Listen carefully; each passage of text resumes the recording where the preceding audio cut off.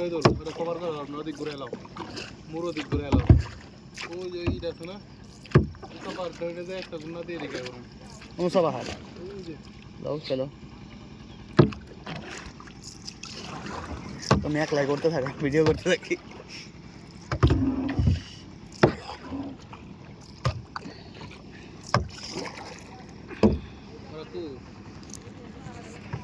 দেখো মোবাইল সাবধান না তাই একবার স্লিপ খেলে মনে করো মোবাইল সঙ্গে